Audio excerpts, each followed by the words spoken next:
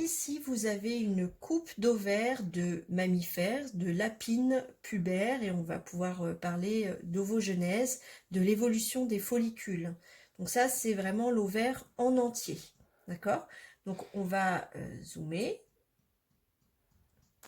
Donc comme ça, déjà, sans aller plus dans le détail, vous voyez des structures arrondies, comme ici, qui ont des tailles différentes. Cette structure-là, elle est beaucoup plus petite que celle-ci, par exemple, donc des tailles différentes. Vous voyez clairement que à l'intérieur, c'est aussi différent. Là, à l'intérieur, vous distinguez un petit machin arrondi, des cavités qui ont une forme qu'on ne peut pas décrire précisément, et ce n'est pas le cas ici. Là, on ne voit pas de cavité. Donc, quand vous observez quelque chose comme ça, là, de rosé, hein, c'est une cavité qui est remplie de liquide. Là aussi, c'est une cavité remplie de liquide. Donc, ce sont en fait des follicules qui sont à des stades de développement différents.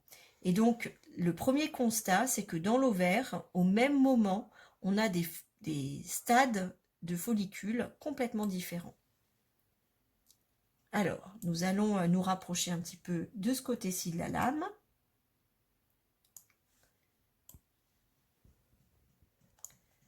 Donc ici, on va distinguer d'une part les follicules comme celui-ci, comme celui-là, où on a une seule couche de cellules qu'on distingue avec les noyaux qui sont violets, très foncés.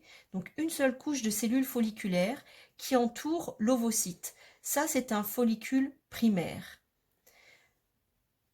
Si on vient ici, on observe un follicule qui est déjà plus gros, qui est 2 fois plus gros que le précédent. On distingue plusieurs couches de cellules folliculaires ici. Une première couche à l'extérieur qui a l'air assez organisée. À l'intérieur, ça semble moins organisé. Et là, au milieu, l'ovocyte. Ça, c'est un follicule secondaire. Plusieurs couches de cellules folliculaires.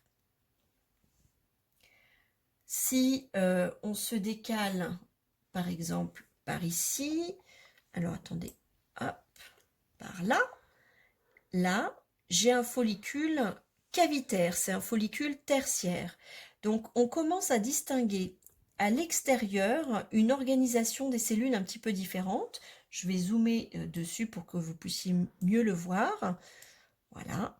Donc des cellules qui commencent à s'organiser là de manière différente, une couche ici et une deuxième couche là. Donc ça, ce sont les cellules de la thèque. Donc 2 couches, thèque externe, thèque interne. Vous retrouvez ici les cellules folliculaires avec cette assise de cellules folliculaires qui fait une délimitation vraiment nette. On distingue bien les noyaux et des cellules folliculaires organisées de manière un petit peu différente ici plus à l'intérieur.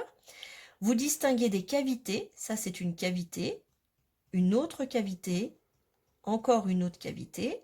Donc c'est pour ça qu'on parle de follicules cavitaires. Et puis au centre, là, eh bien, on a ici l'ovocyte, donc le gamète femelle. Je vais zoomer un tout petit peu plus. Oups, voilà. On voit clairement les noyaux des cellules folliculaires qui donnent un aspect granuleux. C'est pour ça qu'on trouve le terme de granulosa aussi, pour les décrire. On va revenir sur la partie de la lame qui était ici. Je zoome un petit peu moins. Voilà. Donc ici, on a un énorme follicule. Donc c'est un follicule mûr ou follicule de 2 graphes. On retrouve la structure avec l'ovocyte ici au centre, les cellules folliculaires, une cavité, en fait les petites cavités se rejoignent et forment une grande cavité, mais là c'est coupé de telle manière qu'on a l'impression qu'il y en a plusieurs. Les cellules folliculaires ici, et donc vous voyez ça se sépare là assez facilement de la thèque. La thèque, c'est toutes ces couches là, donc on a 2 couches, thèque externe et thèque interne, qui protègent le follicule mûr. Vous voyez là, ça s'est séparé, ça s'est détaché de la thèque, mais la thèque fait partie, c'est l'enveloppe de protection qui fait partie donc du follicule mûr. On dit aussi follicule de 2 graphes, donc il est mûr, c'est-à-dire que l'ovocyte est prêt à être expulsé au moment de l'ovulation. Donc ici, Ce sont aussi des follicules mûrs, mais voyez, on a coupé, il faut toujours penser qu'on est en 3D, on a coupé à un endroit où on ne voit que la cavité. On ne voit pas l'ovocyte et correctement les cellules folliculaires.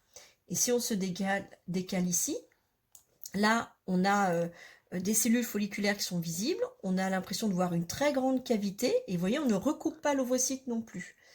Donc, toujours penser que c'est une structure tridimensionnelle et que la coupe ne passe pas toujours à l'endroit qui est le plus judicieux pour l'observation. Donc voilà ce qu'il faut chercher quand on cherche un follicule mûr.